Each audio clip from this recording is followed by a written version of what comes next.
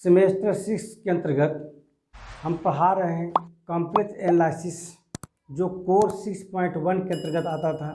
इसमें 2 टॉपिक था, matric expression, complex analysis.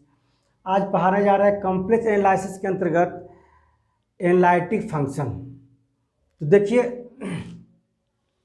Analytic function के बारे में पहले भी हम आप लोगों को बता चुके हैं, है ना, कि जो ऐसा कॉम्प्लेक्स वेरिएबल फंक्शन जिसमें every point of the domain क्या करता है, एग्जिस्ट करता है, उसका डेरिवेटिव, है ना, तो हम लोग एनालिटिक फंक्शन बोलते थे। और एक थ्योरम भी प्रूव किए थे, कॉची-रीमान इक्वेशन, जिसमें दिखाया थे कि अगर एनालिटिक है तो कॉची-रीमान इक्वेशन को वह सेटिस्फाई करेगा। तो आज जो है कुछ न्यूमेरिकल बताने जा रहे हैं। तो न्यूमेरिकल बनाने के दौरान क्या क्या कंडीशन को फॉलो करेगा जो एनालिटिक कहलाएगा, इसका डिफिनेशन पहले बता भी चुके हैं। आज जो पढ़ने जा रहे हैं वो कहता है कि एक complex variable function F Z equal to u plus I v is an analytic function कब, if f z is a single value function. Single value function मतलब को सेपरेट करेंगे रियल इमेजिनरी पार्ट को। इसे मान लीजिए कि जेड बराबर लिया जाए एक्स प्लस आटा वाई यू प्लस आई वी के फॉर्म में ना, इसको 2 पार्ट में करके, जैसे जेड बराबर इतना है तो यू प्लस आयोटा भी बराबर कितना होगा, F X plus iota Y Z का मान। अब इसको सेपरेट करके हम लोग क्या करेंगे, निकालेंगे यू का मान और भी का मान निकालेंगे। पहला काम हुआ। दूसरा करना है एफ जेड क्या करेगा, एग्जिस्ट करेगा, है ना, यानी कि इसका एफ डैश जेड एग्जिस्ट कब करेगा, जब यू भी एग्जिस्ट करेगा और भी एग्जिस्ट करेगा। यू भी पार्शियल डेरिवेटिव और भी का भी पार्शियल डेरिवेटिव क्या करेगा, एग्जिस्ट करेगा।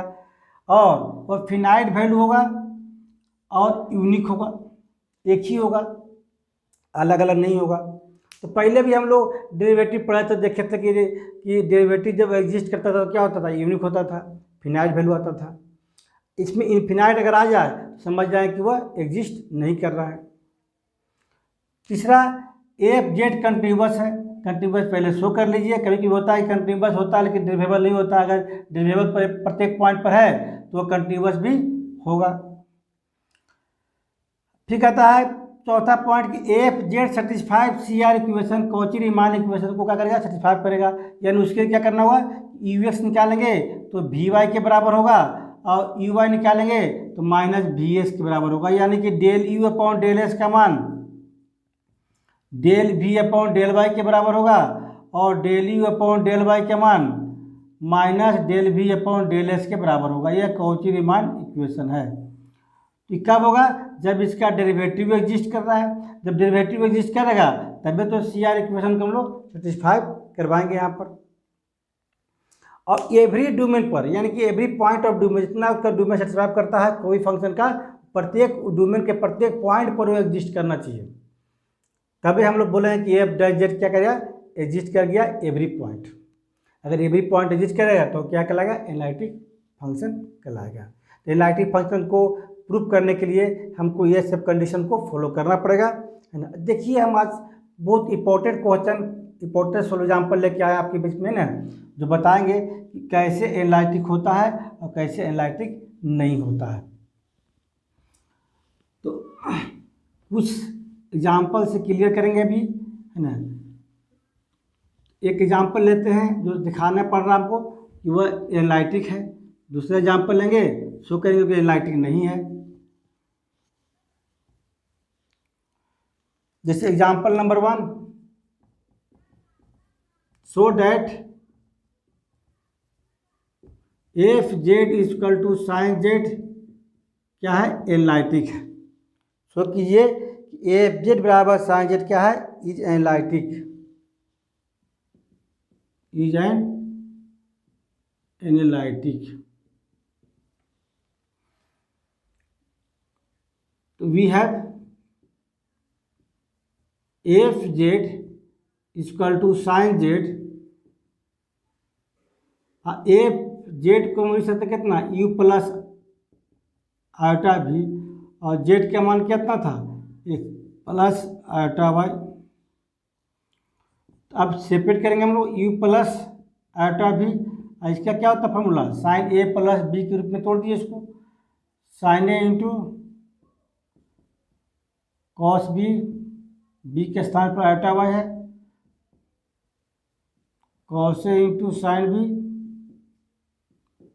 Sign iota y. अब इसको हम लोग सेपरेट करना पड़ेगा रियल इमेजिनरी पार्ट में, तो आप सेमेस्टर 1 में पढ़ चुके होंगे ट्रिगोनोमेट्री के अंतर्गत, है ना, relation between circular and hyperbolic function के अंतर्गत।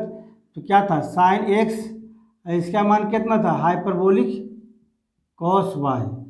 फॉर्मूला पढ़ चुके पहले आप कि कॉस आयोटा एक्स का मान था हाइपरबोलिक कॉस एक्स, और साइन आयोटा एक्स का मान था आयोटा हाइपरबोलिक साइन एक्स। यह पहले पढ़ चुके हैं, उसी को पुट करेंगे हम लोग। इसका मान क्या होता है, iota sine hyperbolic X, iota बाहर कर देंगे, cos X hyperbolic sine Y, Y था तो वाई दिए, एक्स था तो एक्स दिए थे, तो साइन आयोटा वाई के मान हो गया iota hyperbolic sine Y, iota है बाहर कर दिया पर। अब सेपरेट बन गया हमको एक रियल पार्ट एक imaginary part, equating real and imaginary part. तो क्या होगा, u बराबर sine X into hyperbolic cos Y. आज देखिए साइन एक्स और कॉस एक्स जो है ना, बोला जाता है कि कंटिन्यूअस होता है एवरी पॉइंट पर, है ना, तो कंटिन्यूअस जो आप करेगा ही आपका डेरिवेटिव भी होता है, देख लीजिए यू एक्स यानी कि partial derivative of U with respect to X कितना हो गया, कॉस एक्स, एस की पेट में कहेगा तो वाई कांस्टेंट होगा, गुना में हो जाएगा, इंटू में है इसलिए इंटू में रहेगा आपका, लेकिन ये कांस्टेंट है। और यू वाई का मान वाई के रिस्पेक्ट में साइन एक्स, तो डेरिवेटिव किए होंगे तो हाइपरबोलिक कॉस का डेरिवेटिव क्या होता है, हाइपरबोलिक साइन होता है केवल, डेरिवेटिव पढ़ चुके हैं सेमेस्टर 1 में, hyperbolic sine, hyperbolic cos X cos Y का अगर डेरिवेटिव निकालेंगे वाई के रिस्पेक्ट में तो क्या होगा, हाइपरबोलिक साइन वाई। और साइन क्या कॉस होता है, कॉस का साइन होता है, इसमें माइनस प्लस नहीं होता। एंड भी बराबर कितना दिया हुआ है, भी बराबर दिया हुआ है imaginary part cos X into hyperbolic sine Y, इसीलिए V X partial derivative of V with respect to X, तो कॉस का डेरिवेटिव कितना होता है, माइनस साइन होगा, minus sine X hyperbolic sine Y, और V Y partial derivative of V with respect to Y, तो cos X यहाँ constant है, गुना में इंटू में रहने दीजिए, और कितना हाइपरबोलिक साइन का हाइपरबोलिक कॉस होता है।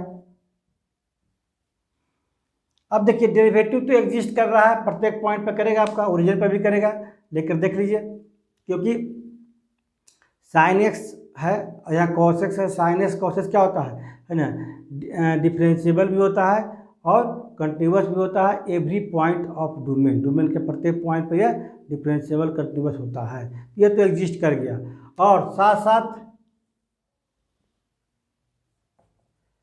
ये भी एग्जिस्ट करेगा, यू एक्स बराबर भी वाई है, यू एस के मान कितना है, cos X hyperbolic cos Y, V Y के मान कितना है, cos X hyperbolic cos Y same है, यानी सी आर इक्वेशन भी क्या कर रहा है, सेटिस्फाई कर रहा है। यू वाई बराबर कितना, माइनस भी एस के बराबर है, यू वाई के मान इतना है, अब भी एस में कितना माइनस में है, यानी कि यू वाई के मान कितना माइनस भी एस के इक्वल है, यानी कि पार्शियल डेरिवेटिव भी एग्जिस्ट कर रहा है और सेटिस्फाई कर रहा है सी आर इक्वेशन को, है ना। Partial derivative of u and v exist finite for every point, लिख सकते हैं हम लोग कि पार्शियल डेरिवेटिव जो है एग्जिस्ट कर रहा है और फिनाइट हो रहा है किस पर, एवरी पॉइंट पर। तब इसको हम बोल सकते हैं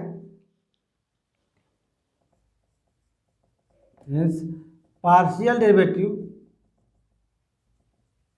पार्शियल डेरिवेटिव क्या कर रहा है, of u and v exist कर रहा है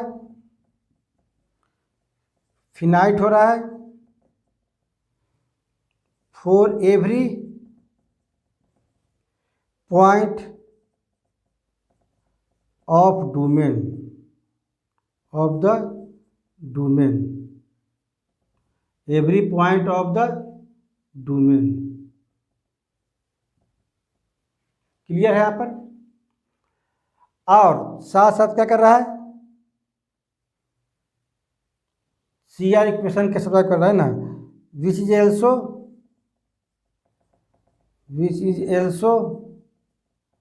सेटिस्फाइड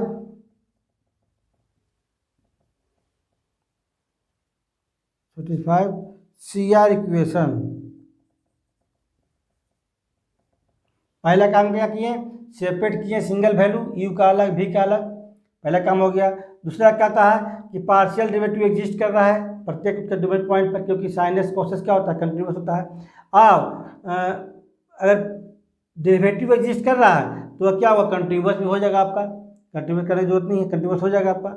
फिर क्या होता है कि CR इक्वेशन क्या कर रहा है, सेटिस्फाई कर रहा है। चारों कंडीशन आपका एनलाइटिक फंक्शन का था वो सेटिस्फाई कर गया, तो हम बोल सकते हैं कि जो दिया गया फंक्शन था एफ जेड बराबर साइन जेड जो है क्या है, इज एन एनालिटिक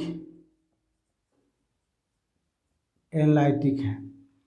क्लियर? अगर एग्जाम में आता है तब इसको आसानी से कर सकते हैं, है ना, ये एनालिटिक है। यहाँ तक किन्हीं कोई डाउट नहीं होगा, क्योंकि यहाँ पर कुछ नहीं किया गया है। पहला स्टेप प्रूफ किया गया है आपका कि सेपरेट किए हम लोग यू एंड वी को, और पार्शियल डेरिवेटिव किए हैं, यू को भी एक्स के रिस्पेक्ट में, वाई के रिस्पेक्ट में, वी को भी किए एक्स वाई के रिस्पेक्ट में। पॉइंट नहीं दिखा यहाँ पर, क्योंकि साइनस कोसेस क्या होता है, एवरी पॉइंट पर यह कंटिन्यूस और डेरिवेबल होता है, एग्जिस्ट कर रहा है। और जब कंटिन्यूस हो, पार्शियल डेरिवेटिव एग्जिस्ट कर रहा है एवरी पॉइंट पर, है ना, तो समझ जाए कि कंटिन्यूस भी है। और साथ साथ क्या देखें कि यू एस का मान वी वाई के बराबर है और यू वाई के मान माइनस वी के बराबर है, यानी कि CR इक्वेशन को भी सेटिस्फाई कर रहा है। इसीलिए एफ जेड को बोल सकते हैं हम लोग ये एनालिटिक फंक्शन है। अब एक ऐसा एग्जाम्पल लेते हैं जो एनालिटिक ना हो। एनालिटिक के लिए इतना कंडीशन था, एनालिटिक नहीं होने के लिए भी आपको इसी में से कोई ऐसा कंडीशन होगा जो सेटिस्फाई नहीं कर पाएगा। अगर नहीं कर पाएगा तो वह एनालिटिक नहीं होगा। तो आज हम केवल एनालिटिक के बारे में ही केवल बताएंगे आपको यहाँ पर, है ना। दूसरा एग्जाम्पल ले लेते हैं। So that F Z equal to 1/z is not analytic.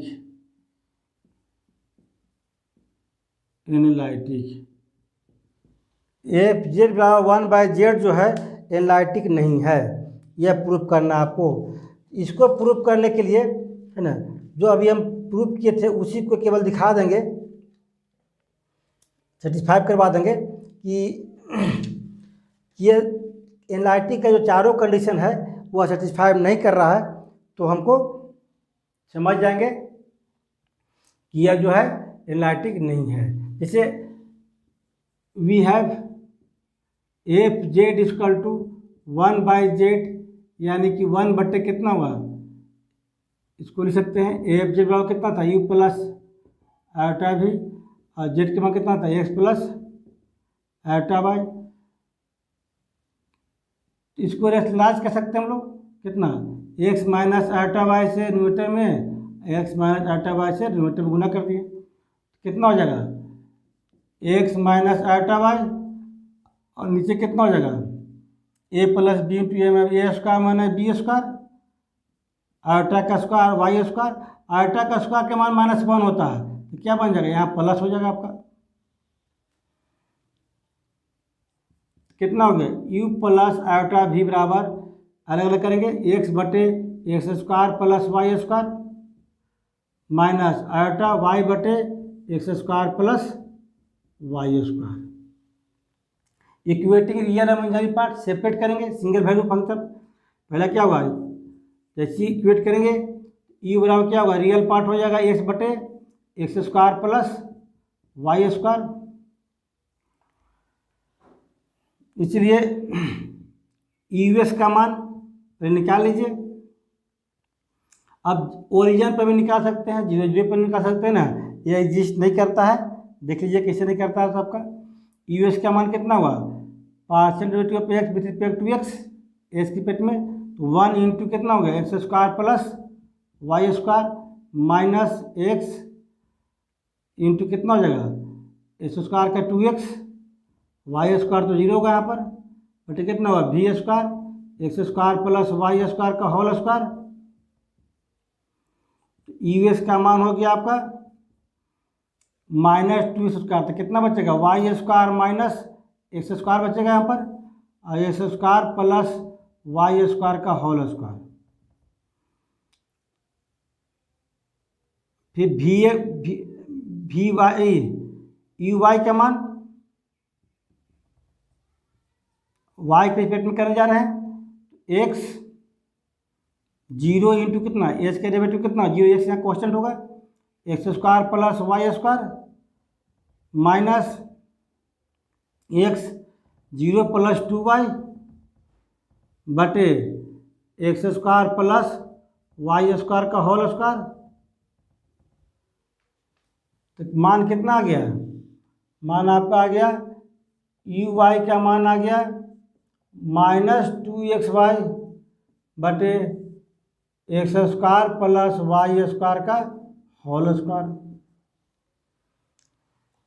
And V का मान दिया हुआ है -y बटे x square plus Y square, इसीलिए निकालना होगा कितना वी एक्स।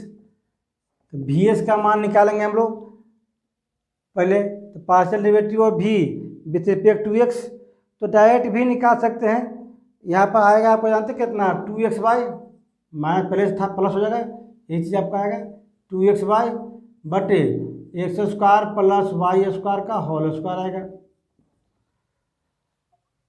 और वी वाई का मान हो जाएगा y square minus x square,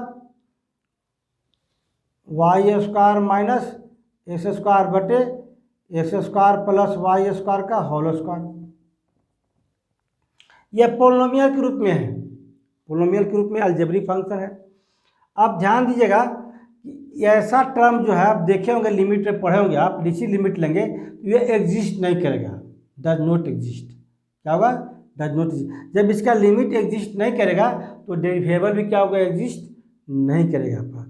आप करके दिखा भी सकते हैं, नहीं तो केवल डायरेक्ट लिख सकते हैं कि एट एक्स बराबर 0 बराबर वाई, दोनों के मान अगर लिमिट 0 लेते हैं अलग अलग टर्म में, अगर एस के लिए लेंगे तो एस टेन टू 0, वाई के लेंगे तो वाई टेन टू 0 करेंगे, तो आपका यह डज नॉट एग्जिस्ट होगा, अनडिफाइंड हो जाएगा। क्या हो जाएगा, अनडिफाइंड। पार्शियल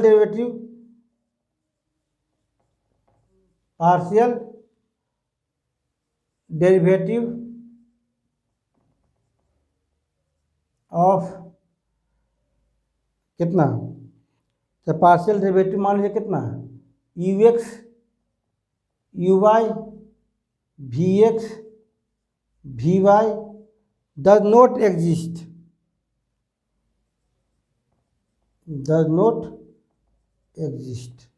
एग्जिस्ट नहीं करेगा। तो निकाले कैसे हम, तो निकाले आपको बता चुके होंगे कि लिमिट लेके निकालते हैं, लिमिट एक्स टेंस टू 0 है ना, सिमल्टेनियस लिमिट लगाइए, चाहे ऐसे भी डेरिवेबल करके डायरेक्ट निकालिएगा है ना, तो वह एग्जिस्ट नहीं करेगा आपका, है ना। तो हम क्या लिए, एक्स बराबर 0 बराबर वाई करेंगे है ना, सिमल्टेनियस में क्या होगा, मालूम एग्जिस्ट नहीं करता है, अनडिफाइंड हो जाएगा। क्या हो जाएगा, ये अनडिफाइंड हो जाएगा। जब अनडिफाइंड हो रहा तो ये एग्जिस्ट नहीं कर रहा, जब एग्जिस्ट नहीं कर रहा उसका डेरिवेटिव है ना, तो समझ जाएंगे कि ये एनालिटिक नहीं है, जबकि एवरी पॉइंट पर एग्जिस्ट करना चाहिए। तो ये एग्जिस्ट नहीं करेगा, तो लिखेंगे हैज एफ जेड बराबर 1/z इज नॉट एनालिटिक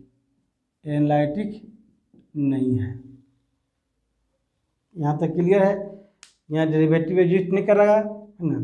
अब बोले कि यहाँ पर आप जीरो लिए थे, पिछले एग्जाम्पल में नहीं लेते, पिछले एग्जाम्पल में ऑलरेडी जान रहते कि साइन एक्स है, तो साइन एक्स और कॉस एक्स क्या होता है, प्रत्येक उसका डोमेन पॉइंट पर क्या होगा, है ना, वो एग्जिस्ट करेगा ही करेगा, है ना, कंटिन्यूअस होता है, डिविजिबल भी होता है। लेकिन यहाँ पोलिनोमियल के रूप में था, अलजेब्रिक फॉर्म में था, तो यहाँ तो लिमिट लेना पड़ेगा। यहाँ लिमिट लेकर दिखाते हैं तो क्या होता है, डेरिवेटिव जो है एग्जिस्ट नहीं करेगा। अब पहले भी पिछले पिछले अति में क्या बोलते हैं, सेमेस्टर 5 वगैरह में प्रोग्राम पढ़े होंगे इस तरह का, लिमिट ऑफ किसका, सेवरल वेरिएबल का, limit of single variable, limit of double variable, है ना, 2 वेरिएबल उस समय पढ़ चुके हैं। उसी के अनुसार अगर बनाते हैं, है ना, तो ये एग्जिस्ट नहीं करेगा।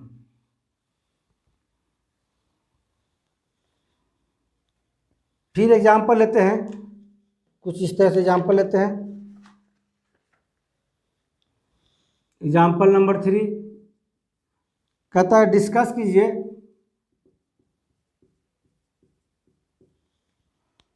The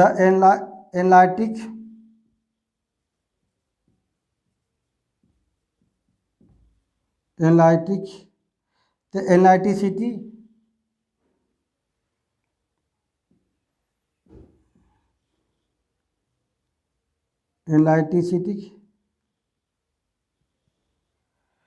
of the function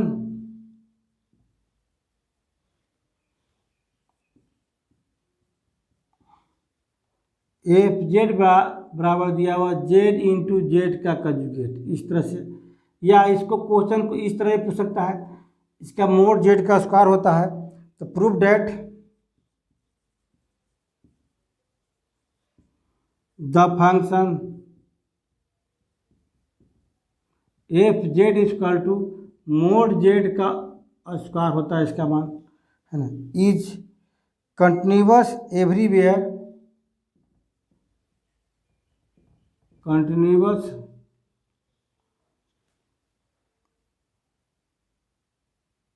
everywhere but nowhere differentiable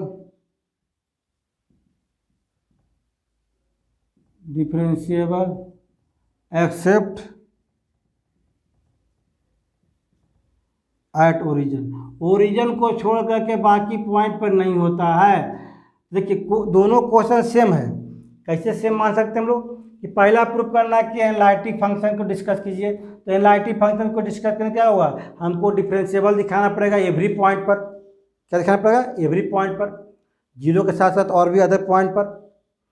फिर दूसरा क्वेश्चन कहता है कि एफ जेड बराबर जेड इंटू जेड का कंजुगेट, या जेड इंटू जेड का कंजुगेट बराबर क्या होता है, मोड जेड का होल स्क्वायर होता है, तो प्रॉपर्टीज बताए होंगे, है ना, दोनों सेम है। कहता है कंटिन्यूअस होगा प्रत्येक पॉइंट पर, but nowhere differentiable except at zero को छोड़ करके बाकी सभी पॉइंट पर डिफरेंशिएबल नहीं हो रहा है। और जब सभी पॉइंट पर डिफरेंशिएबल नहीं हो रहा है तो हम बोल सकते हैं कि वो एनालिटिक नहीं है, एनालिटिक नहीं। वही तो डिस्कस करने बोला, ये अलग अलग फॉर्मूले दिया, दोनों क्वेश्चन सेम है, बनाने का तरीका भी सेम है दोनों का। देखिए इसमें 2 क्वेश्चन हो गया आपका। वी हैव, हमें पहले से मालूम है कि F Z equal to Z into Z का कंजुगेट को बोल सकते हैं मोड जेड का होल स्क्वायर। इसके मन क्या होता है, यू प्लस आई भी, और जेड का मन कितना, एक्स प्लस आयोटा वाई का whole square, under root x square plus Y square का whole square, u plus iota v कितना हो, x square plus Y square. अगर सेपरेट करते हैं real imaginary part, here u का मान कितना होगा, x square plus Y square, and v के मान कितना होगा, 0। ऐसे लिखिए चाहे ऐसे लिखिए, यू एक्स वाई बराबर X square plus Y square and V X Y बराबर क्या है, 0। इमेजिनरी पार्ट कुछ नहीं, 0 है, ऐसे लिखिए चाहे इस तरह लिखिए ना, यू एक्स यू और भी ऐसे भी क्या एक्स वाई का फंक्शन है, पहले से पढ़ते आ रहे हैं हम लोग। हम तो सेपरेट कर दिए हैं। अब सेपरेट करने के बाद क्या हुआ, हमको यह दिखाना पड़ेगा, है ना, इसका डेरिवेटिव निकालेंगे, इसका डेरिवेटिव निकालेंगे ना, देख लीजिए।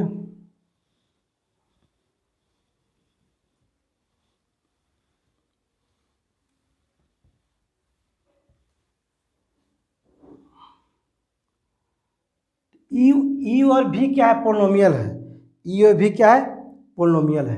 ये तो जीरो पोलिनोमियल है, आई क्या है, एक पोलिनोमियल है जिसका डिग्री 2 है, उसका 0 है। चूँकि यू एंड भी आर पोलिनोमियल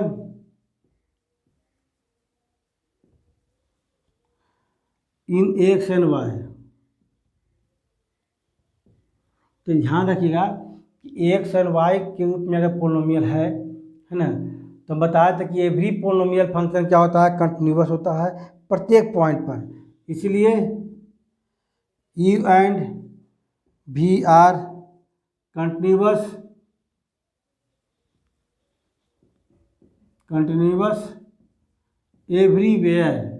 एवरीवेयर कंटिन्यूअस होगा। एक तो प्रूफ हो गया कि प्रत्येक पॉइंट पर कंटिन्यूअस है, सेपरेट भी है। हमको डेरिवेबल करके प्रूफ कर देना होगा, डेरिवेबल करके प्रूफ करना पड़ेगा। अगर ई और भी दोनों कंटिन्यूअस है तो हम बोल सकते हैं हेंस एफ जेड जो दिया हुआ है ये जो क्या है, कंटिन्यूअस है, कंटिन्यूअस एवरीवेयर।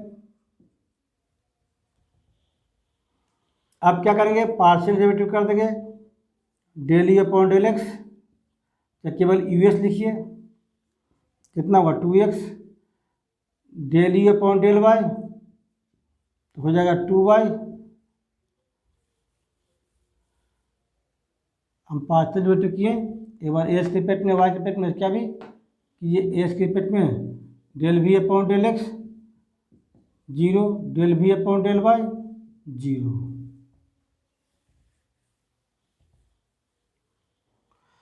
अब कहता है कि सी आर इक्वेशन आर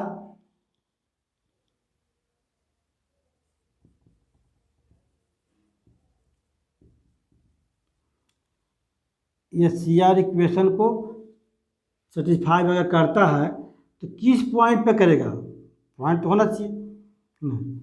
अगर एस का मान 0 वाई का मान 0 तो ये भी क्या होगा 0, ये भी क्या होगा 0, दोनों क्या होगा इक्वल हो जाएगा आपका।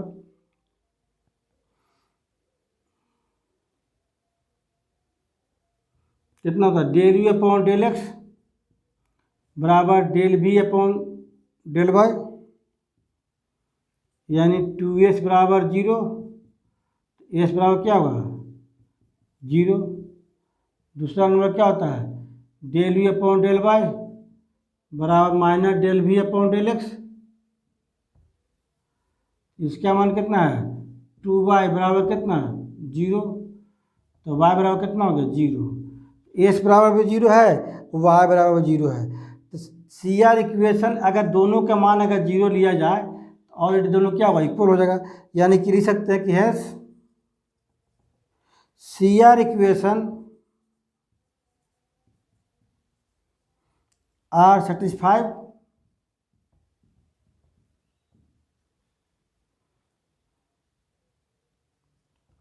ओनली एट ओरिजन, केवल ओरिजन पर ही सेटिस्फाई करेगा, बाकी किसी पर सेटिस्फाई नहीं करेगा। यानी कि ओरिजन को छोड़ करके बाकी पर सेटिस्फाई नहीं हो रहा है। वही तो बोला था आपका, इस तरह देखा गया कि आपको दोनों के दोनों जो है ना सेटिस्फाई नहीं कर रहा है, किस पर 0 को छोड़ करके, है ना। यही आपका क्वेश्चन में भी बोलता था कि प्रत्येक पॉइंट पर कंटिन्यूअस है लेकिन 0 को छोड़ करके बाकी पर डिफरेंशिएबल नहीं है। प्रूफ हो गया, दोनों क्वेश्चन आपका एक ही जैसा था, दोनों के दोनों बन गया आपका। 10 the given function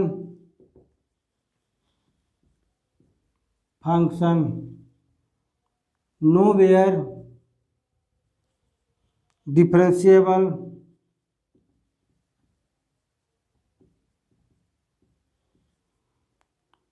except at origin, origin को छोड़ के बाकी पे किसी पे नहीं हो रहा है ना। इसलिए एफ जेड जो है, F z is not analytic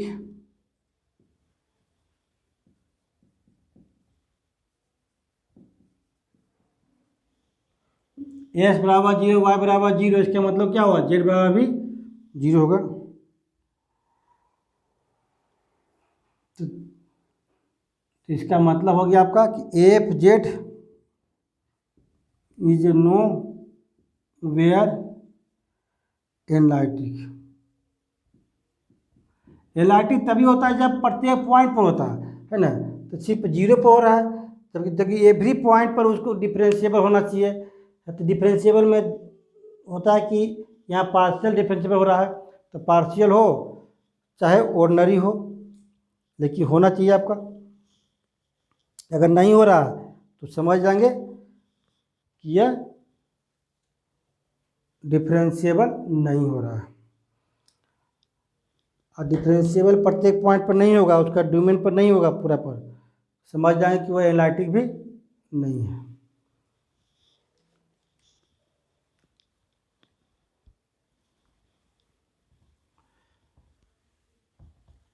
इसी तरह से हम लोग न्यूमेरिकल को बनाएंगे, है ना।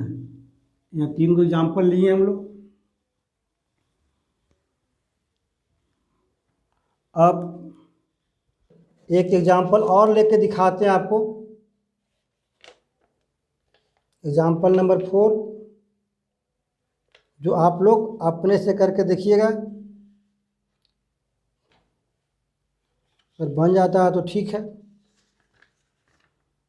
सेम चीज़ है,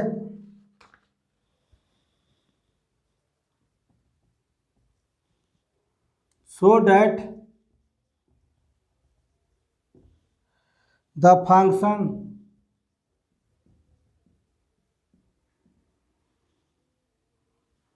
defined by f z is equal to under root mod x y is not analytic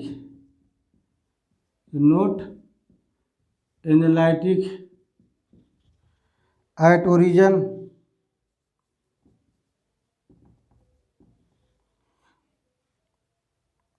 और जबकि कॉची रीमान इंटीग्रल 35 कर रहा है, ऑल्थो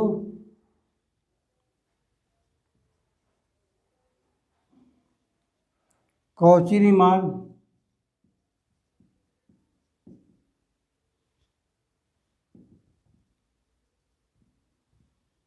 इक्वेशन आर सेटिस्फाइड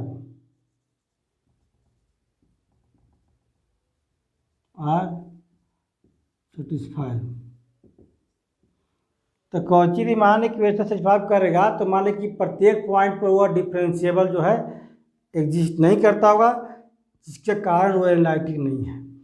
मैंने पार्शियल डेरिवेटिव एग्जिस्ट करता होगा, है ना, कुछ पॉइंट पर, जिसके कारण कॉची रीमान इक्वेशन क्या किया, सेटिस्फाई कर गया। उसे बना के देखते हैं इसको। सो वी हैव क्वेश्चन समझ गए, यह फंक्शन दिया हुआ बोलता है कि एनालिटिक नहीं है, किस पर, एट ओरिजिन पर, है ना। और सी आर इक्वेशन क्या कर रहा है, ओरिजिन पर सेटिस्फाई करेगा। लेकिन एनालिटिक तब होता है जब मतलब प्रत्येक पॉइंट पर उसको एग्जिस्ट करना चाहिए। देख लीजिए, we have F Z equal to under root x y, f z का मान कितना है, u plus under root mod x y. इसलिए दो वैल्यू हो गया, यू और भी। यू का मान कितना है, एक्स वाई, और भी के मान कितना है, तो 0 है। अब इसका सेटिस्फाई करवा देंगे किस पर, ओरिजिन पर। At the origin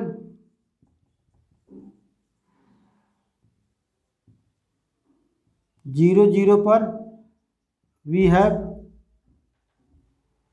del you upon del x का मान बताए थे ओरिजिन पर निकालने के लिए, u x comma zero minus u zero zero बटे एक्स। तो limit x tends to zero.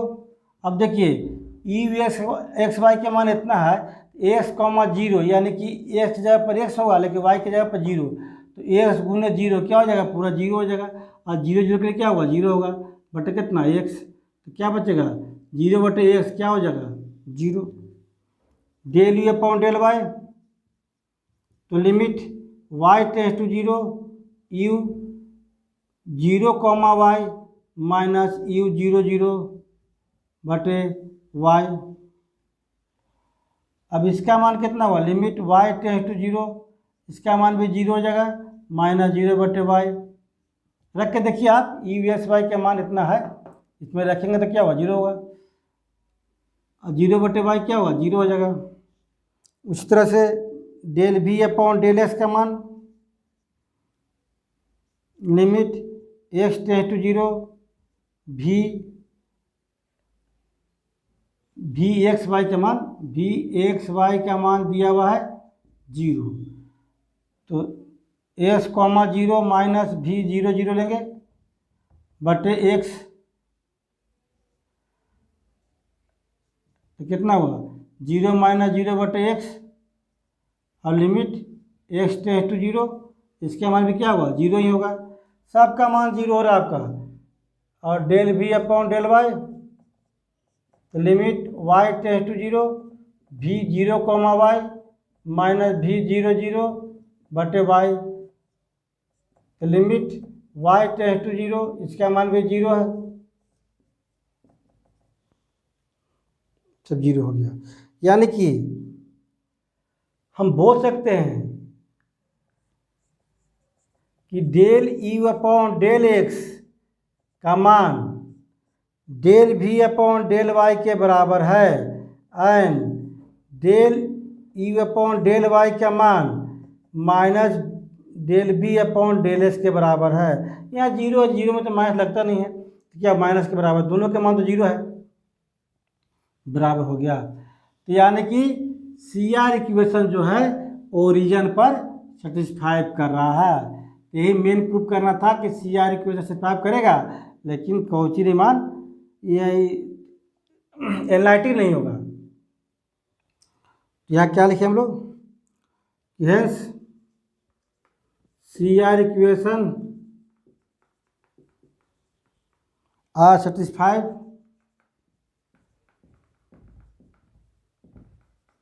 Eight origin, origin पर सेटिस्फाई कर रहा है। अब 9 आप क्या कहता है, डेरिवेबल नहीं होना चाहिए एफ डैश जीरो, कितना होगा, limit differentiable of complex variable पढ़ चुके हैं, z tends to zero f z minus f zero बटे कितना z, limit x z tends to zero, इसका मान कितना होगा, mod x y under root minus zero बटे कितना जेड, जेड के मान कितना होता है एक्स प्लस आल्टा वाई। अब कहता है if z tends to zero along the line, कोई लाइन के लॉन्ग में होगा, एलोंग द लाइन कितना वाई बराबर बताया गया था एम एक्स रखते हैं कोई लाइन के लॉन्ग में, then we get f dash zero बराबर होगा limit x tends to zero under root कितना हुआ एक्स इंटू एम एक्स बटे एक्स प्लस आल्टा एम एक्स। अब कॉमन ले कैंसिल कर दीजिए, limit x tends to zero कितना हुआ अंडर रूट एम बटे 1 प्लस आयोटा एम। और ये जो वैल्यू है पूरा का पूरा डिपेंड कर रहा है किस पर? पूरा पूरा डिपेंड कर रहा है एम पर। जब एम पर डिपेंड करेगा तो यह इसका कोई यूनिक लिमिट होगा नहीं, क्योंकि एम का कोई फिक्स वैल्यू नहीं है, तो एफ डैश जीरो का भी कोई फिक्स वैल्यू नहीं है। तो which is depend upon m पर डिपेंड करेगा, है ना। इसलिए कि दिस पहले ही पढ़ चुके हैं कि अगर ऐसा होता है तो इसका लिमिट क्या होता है? Not unique. यूनिक तो नहीं होगा, एग्जिस्ट भी नहीं करेगा आपका, क्योंकि यूनिक नहीं है तो एग्जिस्ट नहीं करेगा। यूनिक क्यों नहीं? क्योंकि एम का डिफरेंट वैल्यू होगा, तो एफ डैश जीरो का मान भी क्या होगा? डिफरेंट होगा। तो इस कंडीशन में हम लोग बोल सकते हैं यह जो है दिया गया फंक्शन एफ डैश जीरो जो है डज नॉट एग्जिस्ट नहीं करेगा। तो बोल सकते हैं कि hence given function is not analytic at origin पे एनालिटिक नहीं होगा। तो एनालिटिक के लिए हम लोग ये सब कंडीशन को जानना पड़ेगा। इसलिए हम 4 को एग्जाम्पल दिए, चारों डिफरेंट टाइप का था, और चारों से क्लियर हो गया कि एनालिटिक के लिए वो क्या क्या करना पड़ता है ना। तो आज एनालिटिक के बारे में समझाएं, इसका कुछ इंपॉर्टेंट सोलो एग्जाम्पल बताएं आपको 4 ठो, है ना। फिर नेक्स्ट क्लास में बताएंगे इसके एग्जाम्पल।